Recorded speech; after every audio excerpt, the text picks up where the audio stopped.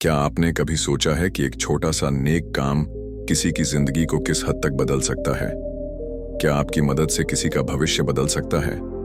दोस्तों, ऐसे ही एक भावनात्मक और प्रेरणादायक कहानी लेकर हम आए हैं आपके अपने चैनल अच्छी सीख पर। यहाँ हम आपको ऐसी कहानियाँ सुनाते हैं जो आपके दिल को छू लेंगी और आपकी जिंदगी में एक नई सोच की किरण जगाएंगी। तो दोस्तों, अगर आप भी ऐसी कहानियां सुनना पसंद करते हैं जो प्रेरणा से भरपूर हों और आपको सही रास्ता दिखाएं, तो हमारे चैनल अच्छी सीख को सब्सक्राइब करना न भूलें। आज की कहानी में हम जानेंगे कि किस तरह एक माँ का दिया हुआ छोटा सा गिलास दूध 25 साल बाद उसके लिए जिंदगी का सबसे बड़ा उपहार बन जाता है। चलिए शुरू करते हैं यह दिल छू लेने वाली कहानी। किसी जंगल में एक वट वृक्ष पर घोंसला बनाकर एक कौवा अपने परिवार के साथ रहता था। कौवे के परिवार में उसकी पत्नी कौवी और उनके 2 बच्चे थे। वह कौवा बड़ा ही निर्धन था। उसे अपने परिवार का पेट भरने के लिए कहीं भी दाना पानी नहीं मिलता था। वह कौवा हर रोज जंगल में दाना पानी की तलाश करता, लेकिन कहीं भी उसे कुछ नहीं मिलता था। दोस्तों, कौवे का परिवार इसी तरह थोड़ा बहुत जो मिल जाता उसी में अपना गुजारा कर रहा था। कभी कभी तो वे चारों रात में भूखे सोते थे, और जब कभी कौवा को कहीं दाना पानी मिल जाता तो वह उसे अपने बच्चों को दे देता और खुद भूखा सो जाता। दोस्तों, एक दिन की बात है। कौवे के बच्चे बहुत भूखे थे और उनके पास खाने के लिए कोई दाना नहीं था। तब कौवा की पत्नी कहती है, पिया जी, चलिए किसी अन्य पक्षी से भीख मांगकर कुछ दाना पानी ले आते हैं, नहीं तो हमारे बच्चे भूखे ही मर जाएंगे। दोस्तों, कौवे की बात सुनकर कौवा कहता है, प्रिय, हमारे दिन भले ही बुरे चल रहे हों, लेकिन हम भीख नहीं मांग सकते। अगर हमने भीख मांगी तो हमारे बच्चे भी भीख मांगकर खाना सीख जाएंगे। दोस्तों, तब कौवी कहती हैं, पिया जी, अगर भीख मांगने में आपको इतनी परेशानी हो रही है तो जाइए, हमारे लिए कहीं से भोजन ढूंढ कर लाइए। दोस्तों, अब तो कौवा अपने परिवार के लिए भोजन ढूंढते ढूंढते बहुत दूर निकल जाता है और कई दिनों तक भोजन की तलाश करता है। वह कौवा भूखा प्यासा भोजन ढूंढने में लगा रहता है। दोस्तों, कई दिन बीत जाते हैं। उसके बाद कौवा अपने घोंसले में वापस आता है और इस बार वह अपने साथ बहुत सारा दाना पानी लेकर आता है। यह देखकर कौवा की पत्नी और बच्चे बड़े प्रसन्न होते हैं। दोस्तों, अब तो सभी पेट भरकर भोजन करते हैं। अब कौवा की पत्नी कहती है, पिया जी, मुझे माफ कर दीजिए, मुझे भीख मांगने की बात नहीं कहनी चाहिए थी। अब कौवा कहता है, प्रिय, मैं तुम्हें एक कहानी सुनाता हूं, तब तुम्हें मेरी बात समझ में आएगी, और जो भी मनुष्य इस कहानी को सुन लेगा वह कभी गरीब नहीं रहेगा, कभी भीख मांगकर नहीं खाएगा। दोस्तों, कौवा अपनी कहानी प्रारंभ करता है। कौवा कहता है, किसी शहर में एक निर्धन परिवार रहता था।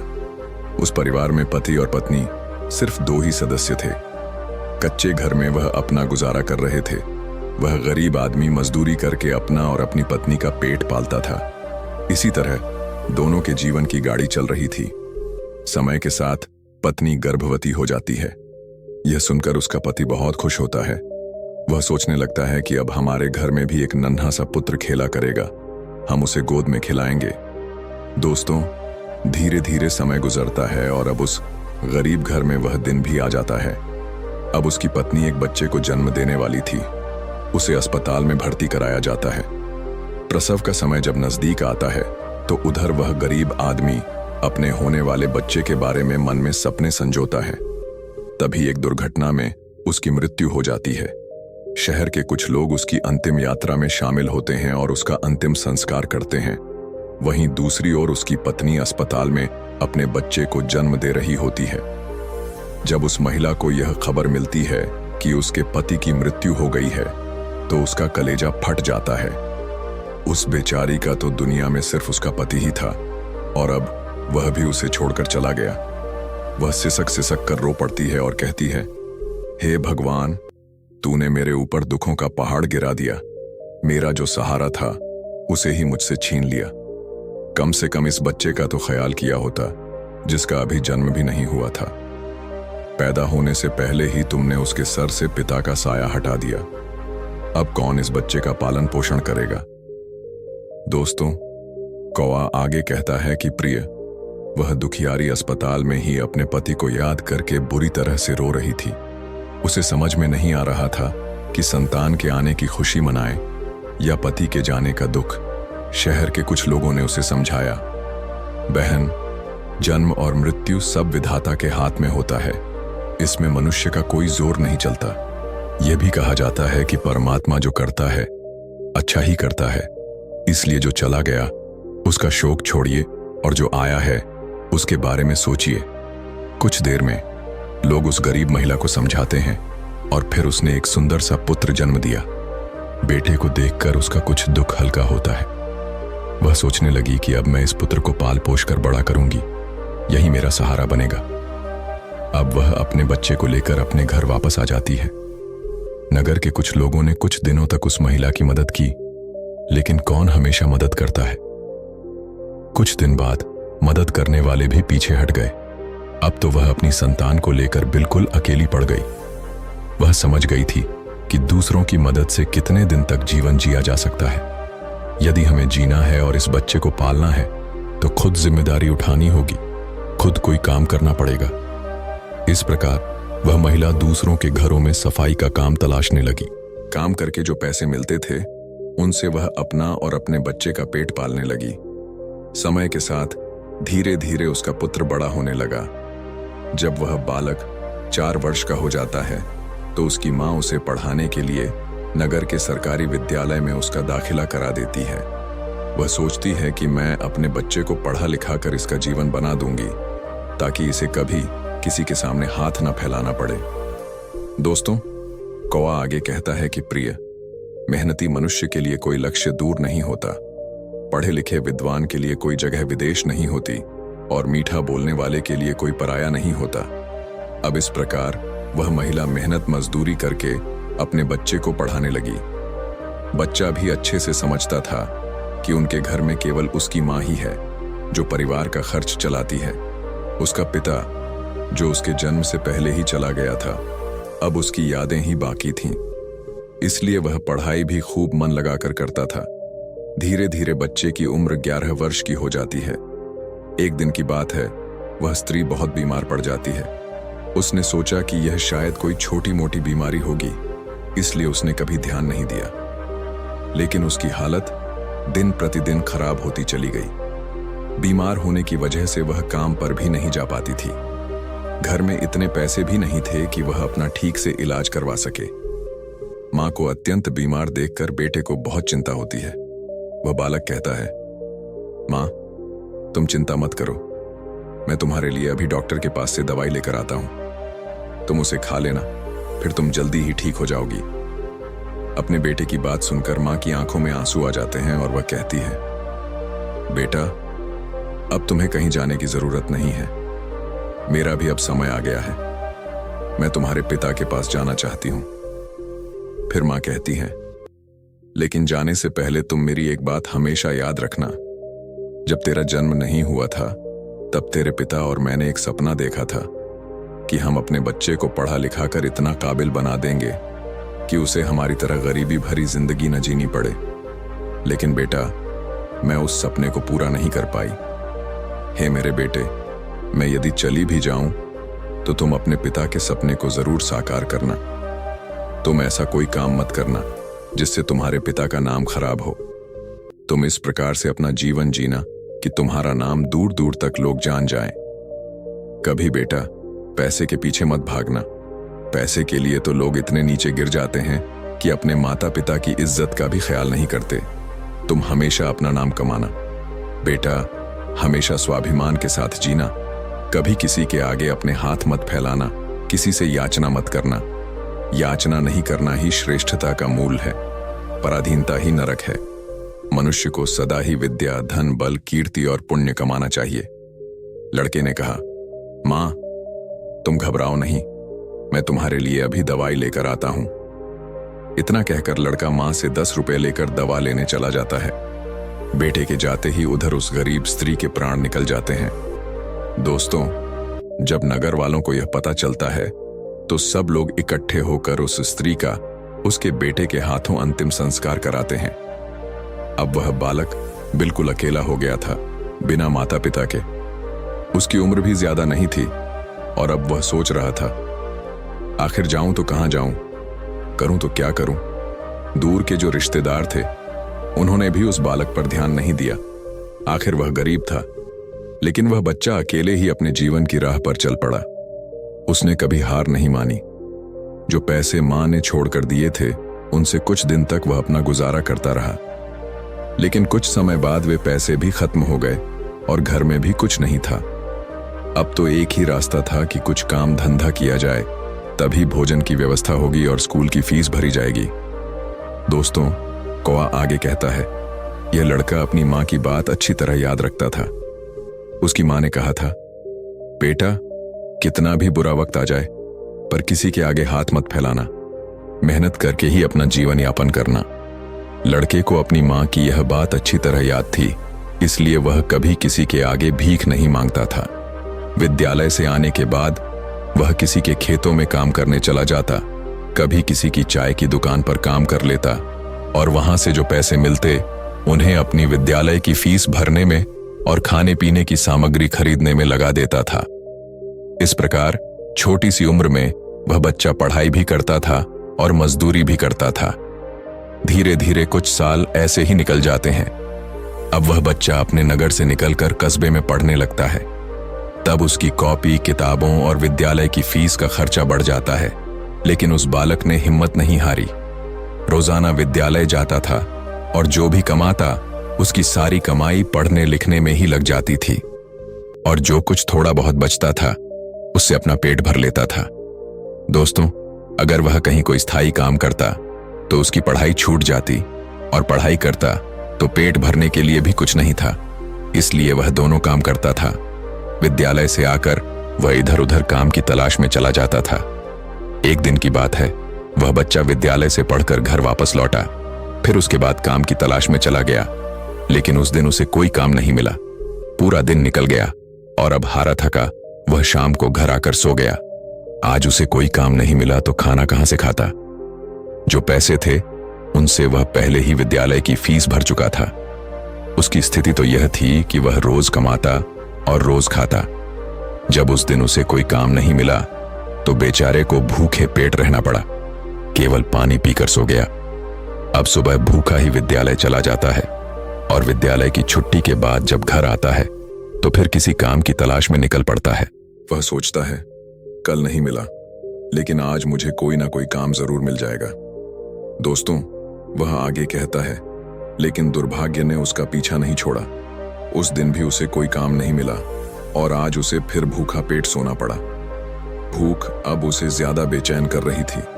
एक बार उसके दिमाग में आता है कि भूखे पेट तो पड़ा भी नहीं जाता, अब तो मैं किसी से कुछ मांग कर खा लेता हूं। लेकिन मां ने मरते वक्त उससे कहा था, बेटा, कभी भीख मांग कर मत खाना, हमेशा कमा कर खाना। लड़का बड़ा स्वाभिमानी था, इसलिए किसी से मांगने की उसकी हिम्मत नहीं हुई। वह सोचता था, चाहे कुछ भी हो जाए पर भीख मांग कर नहीं खाऊंगा। अगर मैंने भीख मांगना शुरू कर दिया तो लोग मुझे भिखारी कहने लगेंगे। भगवान ने पेट दिया है तो कहीं ना कहीं से इसके लिए भोजन भी देगा। अब लड़का उस दिन भी भूखा रहता है। सुबह जब सोकर उठता है तो भूख के मारे चक्कर आने लगते हैं। उसकी उम्र ही कितनी थी, भूख की मार वह कैसे सह सकता था। कुछ बड़ा होता तो 2-4 दिन काट भी लेता। अब आज वह विद्यालय भी नहीं गया। सोचा, आज मैं सुबह से ही काम पर जाता हूं, काम मिल जाएगा तो भोजन कर लूंगा, फिर अगले दिन के लिए तैयार हो जाऊंगा। अब तो काम की तलाश में वह इधर उधर भटकता है। उसकी आंखों के सामने अंधेरा छा रहा था, अब तो उसे चला भी नहीं जा रहा था। फिर एक पेड़ के नीचे बैठकर सोचने लगता है, अगर इस समय मुझे भोजन नहीं मिला तो मेरे प्राण निकल जाएंगे, मुझे कुछ न कुछ तो करना ही पड़ेगा। दोस्तों, अब एक बार फिर से उसके मन में भीख मांगने का विचार आता है, लेकिन उसकी अंतरात्मा फिर मना कर देती है, तू गरीब है, भिखारी नहीं।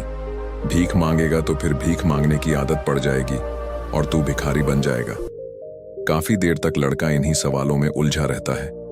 फिर उसके दिमाग में आता है कि भीख मांगना अलग बात है और मदद मांगना अलग। वह सोचता है, मैं किसी से भीख नहीं मांगूंगा, पर मदद तो मांग सकता हूं। भीख मांगना वह है जो मांगकर फिर लौटाया नहीं जाता, लेकिन मदद मांगना वह है जिसे कभी भी लौटाया जा सकता है। लड़के ने सोचा, मैं आज किसी से मदद मांग लूंगा और जब मुझे काम मिल जाएगा तो मैं उसे लौटा दूंगा। अब वह लड़का वहां से चलता है और उसे नगर के बाहर एक बड़ा सा घर दिखाई देता है। लड़का उस द्वार पर जाकर द्वार को खटखटाता है। तब घर के अंदर से एक महिला निकलती है। महिला ने द्वार पर देखा कि 10 से 11 वर्ष का एक बड़ा ही उदास और मासूम सा लड़का खड़ा है। पहले तो महिला उस लड़के से पूछती है, बेटा, तुमने दरवाजा क्यों बजाया? क्या कुछ काम है? लड़का दोनों हाथ जोड़कर कहता है, हे माँ जी, मैंने दोपहर के समय आपको तकलीफ दी, इसके लिए क्षमा चाहता हूं। तब महिला पूछती है, बेटा, क्या तुम्हें कुछ चाहिए? मैं तुम्हारी क्या मदद कर सकती हूं? दोस्तों, वह आगे कहता है कि वह महिला भी एक बच्चे की मां थी, इसीलिए ममता का भाव उसके शब्दों में था। उस महिला के पूछने पर एक बार तो लड़के के मन में यह आया कि चलो इन मां जी से मैं कह ही देता हूं कि मैं 2-3 दिन से भूखा हूं और भोजन न मिलने के कारण बहुत परेशान हूं। लेकिन उसके स्वाभिमान ने उसे रोक लिया और वह भोजन की जगह पानी मांग बैठा।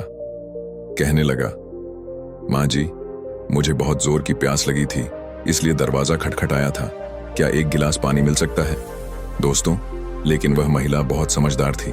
जब उसने लड़के को देखा तो वह समझ गई कि बालक बहुत भूखा है। वह कहती है, बेटा, तुम थोड़ी देर रुको, मैं तुम्हारे लिए पानी लेकर आती हूं। वह महिला घर के अंदर जाती है और अपनी रसोई से एक गिलास दूध और कुछ लड्डू लेकर द्वार पर आती है और दूध से भरा गिलास लड़के को दे देती है। लड़के ने जब गिलास पकड़ा तो उसमें दूध था। दूध को देखकर लड़का खुश हो जाता है और मन ही मन उस मां को दुआएं देने लगता है। महिला ने उसे पहले लड्डू खाने को दिए और कहा, बेटा, दूध गर्म है, तुम पहले लड्डू खा लो, जब दूध ठंडा हो जाए तब पी लेना। लड़का आराम से बैठकर लड्डू खाता है और दूध पीता है। तब वह स्त्री कहती है, बेटा, क्या तुम्हें और कुछ चाहिए? लड़का सोचने लगता है कि इस दूध के बदले में मैं इस माता को क्या दे सकता हूं? मेरे पास तो कुछ भी नहीं है। दूध पीने के बाद लड़का कहता है, मां जी, मैंने आपसे पानी मांगा और आपने मुझे दूध पिलाया, इसके बदले में मैं आपको क्या दे सकता हूं? महिला ने कहा, बेटे, मैंने तुम्हें दूध इसलिए नहीं पिलाया है ताकि तुमसे बदले में कुछ ले सकूं। महिला कहने लगी, बेटा, तुम्हारा चेहरा देखकर लग रहा था कि तुम बहुत भूखे हो, तो मैंने सोचा कि पानी क्या पिलाया जाए, दूध ही पिला देती हूं, इसलिए मैं तुम्हारे लिए दूध ले आई। लड़के ने फिर कहा, नहीं मां जी, आप इसके बदले में मुझसे जरूर कुछ मांगे, मैं आपको अपनी हैसियत के हिसाब से कुछ जरूर दूंगा। लड़के की बात सुनकर महिला सोचती है, यह लड़का बड़ा स्वाभिमानी है। वह लड़का बार बार उससे मांगने की बात करता है तो महिला उसका मन रखने के लिए कह देती है, बेटा, मैंने यह दूध पिलाकर तुम पर कोई एहसान नहीं किया है, फिर भी यदि तुम मुझे कुछ देना चाहते हो तो बेटा, तुम मुझे एक वचन दो कि जिस प्रकार आज मैंने तुम्हारी मदद की है, उसी प्रकार तुम भी जब कभी मदद करने लायक हो जाओ तो किसी जरूरतमंद की मदद कर देना। जिस दिन तुम किसी की मदद कर दोगे, उसी दिन तुम मेरे इस एहसान से मुक्त हो जाओगे। दोस्तों, उस महिला ने यह बात इसलिए कही थी ताकि वह लड़का अपने आप को मजबूर ना समझे और खुशी खुशी अपने घर को जा सके। वह लड़का उस बात को अपने दिमाग में बैठा लेता है। वह उस महिला के पैर छूकर काम की तलाश में आगे बढ़ जाता है और इस प्रकार धीरे धीरे कई दिन बीत जाते हैं। जिस विद्यालय में वह पढ़ता था, उसी विद्यालय में उस स्त्री का बेटा भी पढ़ता था जिसने उसे दूध पिलाया था। एक दिन वह महिला अपने बच्चे को विद्यालय छोड़ने जाती है तो उसने देखा कि विद्यालय में वह लड़का भी पढ़ रहा था। वह स्त्री उस लड़के को पहचान लेती है। उसने विद्यालय के मास्टर जी से जाकर पूछा, वह बालक कौन है? तो मास्टर जी ने उसे बताया, उस बालक का नाम आकाश है और वह बिना माता पिता का बेटा है। छोटी सी आयु में ही उसके दोनों माता पिता गुजर गए थे। यह जानकर उस महिला को बड़ा दुख होता है। वह सोचती है, जब इसके माँ बाप नहीं हैं, तो फिर इसकी पढ़ाई का खर्च कौन उठाता है? तब विद्यालय के बड़े मास्टर बताते हैं, बहन जी, आकाश बहुत ही अच्छा बच्चा है। वह अपनी पढ़ाई का खर्च स्वयं उठाता है और पढ़ने में भी बड़ा तेज है। वह मेहनत मजदूरी करता है और तब जाकर विद्यालय की फीस भरता है। जब कभी वह विद्यालय नहीं आता है और अपनी फीस भी समय पर नहीं दे पाता है तो हम लोग उस पर ज्यादा दबाव नहीं बनाते। दोस्तों, वह आगे अपनी पत्नी को कहता है, प्रिय, जब उस स्त्री को आकाश की स्थिति का पता चलता है तो वह करुणा से भर जाती है। उसका मन करता है कि मैं उस बालक की कुछ मदद करूं जिसका कोई नहीं होता। ऐसे ही लोगों की मदद तो करनी चाहिए, तभी भगवान प्रसन्न होते हैं। जिसका कोई नहीं है वह भगवान का है, और उसकी मदद करने का अर्थ है कि आपने भगवान को प्रसन्न कर दिया। महिला ने सोचा, यह लड़का मुझसे पैसे तो लेगा नहीं, क्योंकि यह बड़ा स्वाभिमानी बालक है। तब उस महिला ने बड़े मास्टर जी से कहा, श्रीमान जी, अगर मैं इस बालक की फीस भर दिया करूं तो आपको कोई आपत्ति तो नहीं है? मास्टर ने कहा, बहन जी, आपकी सोच अच्छी है, आप उसकी फीस भरें तो मुझे तो कोई आपत्ति नहीं होगी, लेकिन आकाश इस बात के लिए तैयार नहीं होगा। तब वह महिला कहती है, मास्टर जी, मैं उस बच्चे की मदद करना चाहती हूं। आप किसी तरह आकाश को समझा देना, उससे कह देना कि आपकी स्थिति को देखते हुए सरकार ने आपकी फीस माफ कर दी है, तुम्हें फीस भरने की कोई जरूरत नहीं है। दोस्तों, मास्टर जी भी इस बात से सहमत हो जाते हैं।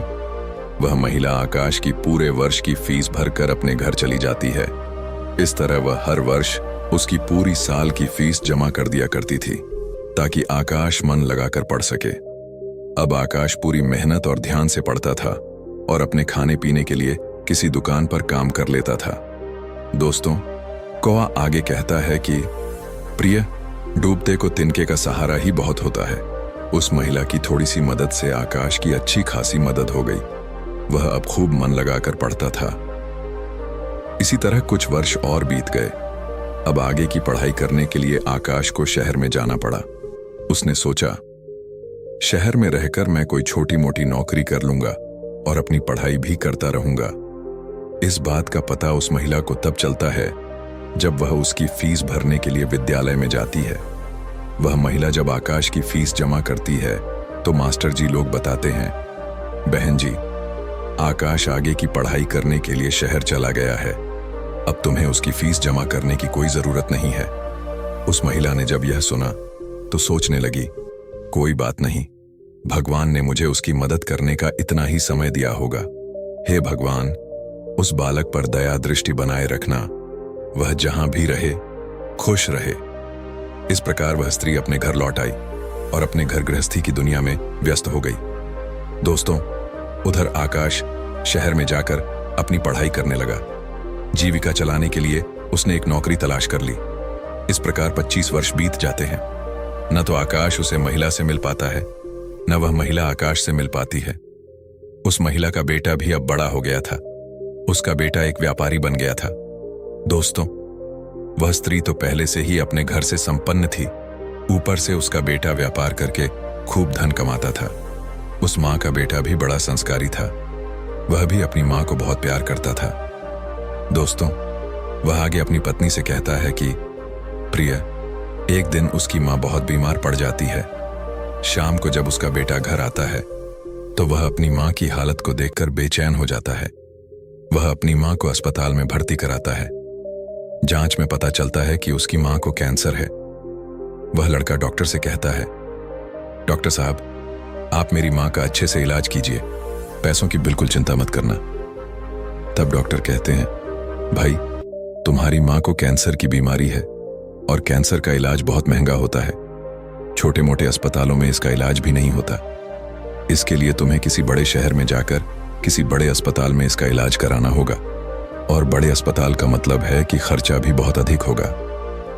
बेटे ने कहा, डॉक्टर साहब, मैं अपनी माँ को ठीक करने के लिए कुछ भी कर सकता हूँ। आप मुझे बस कोई रास्ता बताइए, मैं अपनी माँ का इलाज कहाँ करा सकता हूँ। तब डॉक्टर उसे बड़े शहर जाने की सलाह देते हैं। डॉक्टर बोले, बड़े शहर में कैंसर का अस्पताल है। यदि वहां का इलाज तुमने पूरा करा लिया तो तुम्हारी मां रोग से बच सकती है, नहीं तो तुम्हारी मां के प्राण संकट में पड़ सकते हैं। यह सुनकर लड़का घबरा जाता है। वह डॉक्टर साहब से बड़े शहर वाले डॉक्टर साहब का नंबर और पता लेकर अपनी मां को बड़े शहर ले जाता है। दोस्तों, उसकी मां तो उसे बहुत मना करती रही, बेटा, तुम मुझे कहां ले जाओगे? इतना पैसा कहां है हमारे पास? बड़े शहर में अच्छा इलाज कराने के लिए हमारे पास पर्याप्त पैसा नहीं है। यही से डॉक्टर साहब से दवा ले लेते हैं। धीरे धीरे मैं सही हो जाऊंगी, तुम परेशान मत हो। तब लड़का बोला, माँ, इस दुनिया में एक तुम ही तो हो जिसके होने से मुझे कभी अकेलापन महसूस नहीं होता, कभी मुझे किसी बात की चिंता नहीं होती। इसीलिए कुछ भी हो जाए मैं तुम्हें इस बीमारी से मरने नहीं दूंगा। धन का क्या है, खत्म हो गया तो फिर कमा लेंगे, लेकिन मां तो फिर नहीं मिल सकती। इस प्रकार लड़का अपनी मां को बड़े शहर लेकर जाता है। दोस्तों, जिस डॉक्टर से उसकी मां का इलाज होना था, वह डॉक्टर साहब उस समय अस्पताल में नहीं थे। वह किसी मरीज को देखने के लिए विदेश गए थे। अस्पताल के कर्मचारी ने बताया कि डॉक्टर साहब कल आएंगे, तब तक आप अपनी मां को अस्पताल में भर्ती करा दीजिए। लड़के ने बिना देर किए अपनी मां को भर्ती करा दिया और डॉक्टर साहब के आने का इंतजार करने लगा। दोस्तों, अगले दिन जब डॉक्टर साहब आते हैं तो वह लड़का अपनी मां की हालत डॉक्टर साहब को बताता है।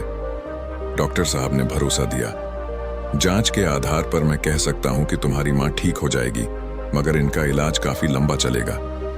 लड़के ने कहा, डॉक्टर साहब, कुछ भी हो जाए मैं अपनी मां को ठीक कराकर ही ले जाना चाहता हूं, चाहे इसके लिए मुझे अपना सब कुछ बेचना पड़े, कितने ही दिन मुझे यहां रुकना पड़े।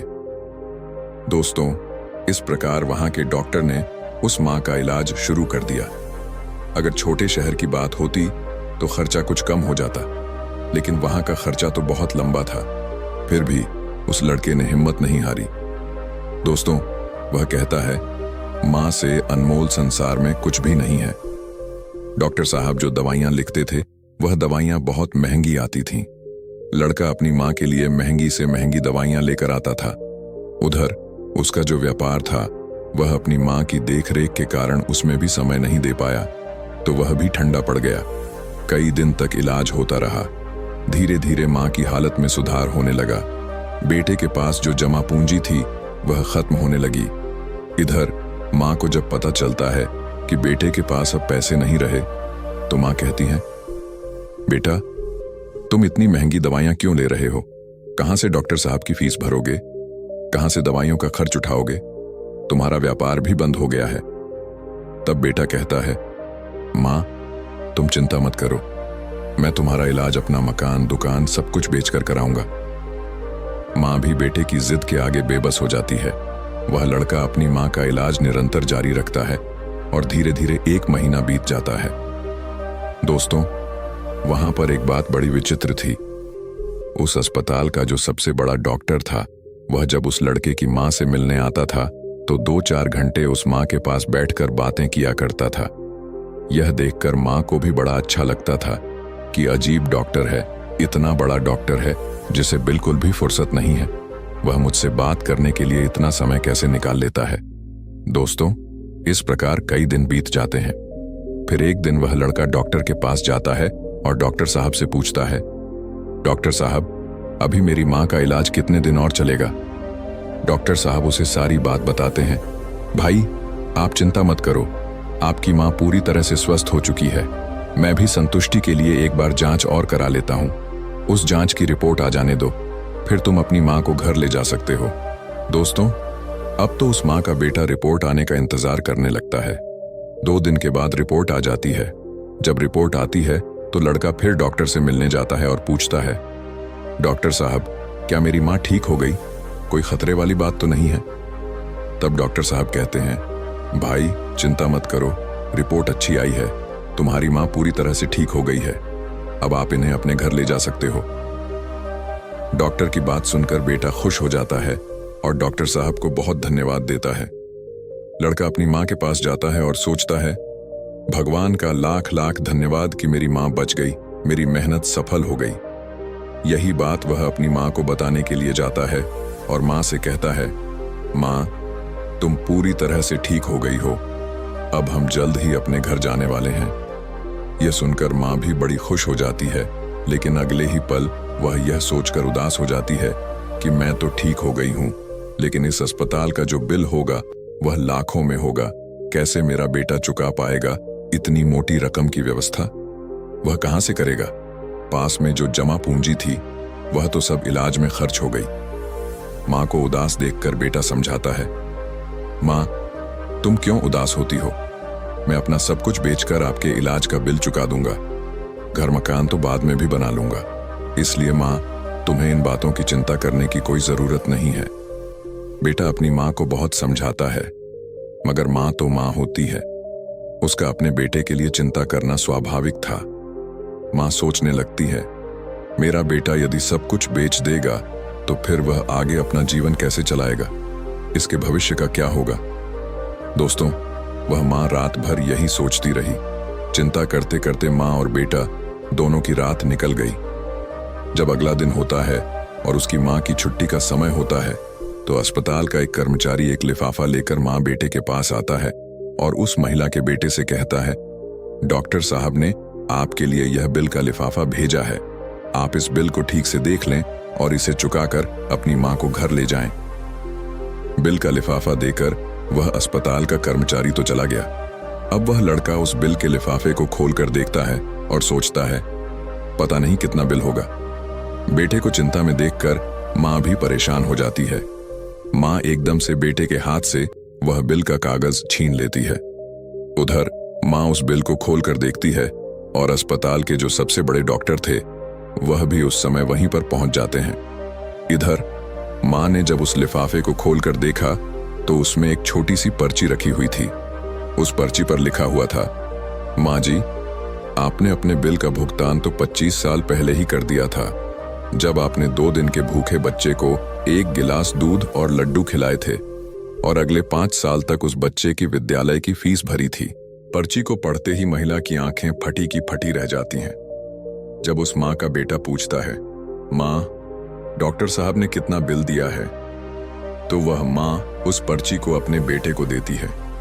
बेटा जब उसे पढ़ता है तो वह भी हैरान रह जाता है। लड़का अपनी माँ से पूछता है, माँ, क्या तुम डॉक्टर साहब को पहले से जानती हो? डॉक्टर साहब से तुम्हारी जान पहचान कब हुई थी? तब माँ कहती है, बेटा, मैं इन्हें पहले से नहीं जानती हूं, अभी पता चला है।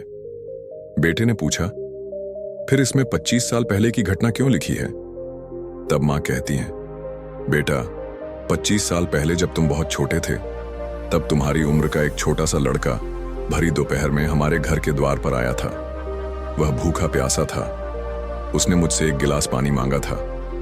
मैंने बच्चे को देखा तो मैं समझ गई कि वह भूखा है। मैं रसोई में गई और रसोई से दूध और लड्डू लाकर मैंने उसे वहीं खाने को दे दिए।